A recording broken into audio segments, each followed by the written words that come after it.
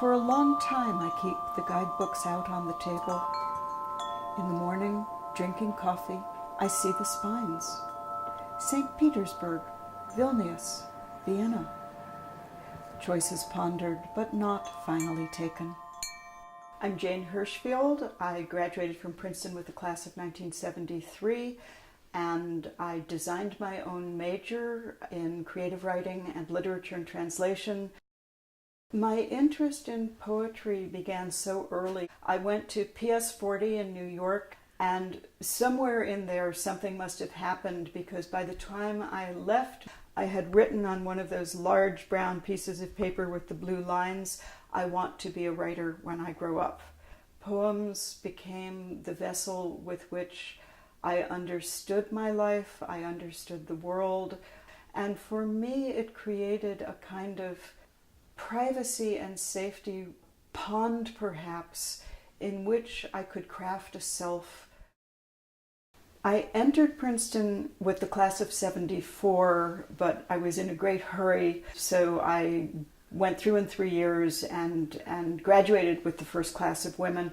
My first year there, we had a visiting writer teaching poetry, and that was, rather surprisingly, Anthony Burgess. Mostly what I recall him saying to me was, write more, write longer, expand. And that was very useful, because my second 2 years I worked with the wonderful professor Theodore Weiss. All he said to me was, cut, cut, cut. I took a lot of courses in the East Asian Studies program. One of the most important things that happened for me in Princeton was Gary Snyder came to campus. What I did go to was his East Asian Studies coffee hour presentation on the Yamabushi mountain monks. I think that was a quietly transformative event for me. When I graduated from Princeton, I got in my, it being the 70s, red Dodge van with tie-dyed curtains and made my way west, slowly looking for where I wanted to live. And so when I reached California, I knew only that there was a Zen monastery in California. And so I was permitted to go in and be what they called a guest student for a week. And I ended up staying for 8 years. During the monastery years, I wrote nothing. You weren't supposed to do anything but Zen.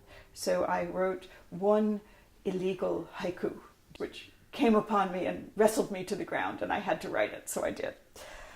Then, towards the end of my training, poetry began to return to me. I was allowed to write, and very gradually began a slow transition to living my life as a poet and as a person of words. What I have kept, and what is a through line, is the invitation to pay attention. I have always drawn my material from what is at hand to be seen. Very often it is what is physically in my eyes and ears, a fig that I'm eating from my tree in the garden, the mountain that I'm seeing from my window. These become vehicles for thinking about both themselves and much broader issues. There is an odd moment when you suddenly realize you're not going to go back and ever be a horse trainer or a ballet dancer or any of the myriad lives which have been open to you until a certain point, and you realize, actually, the shape of my life has been written.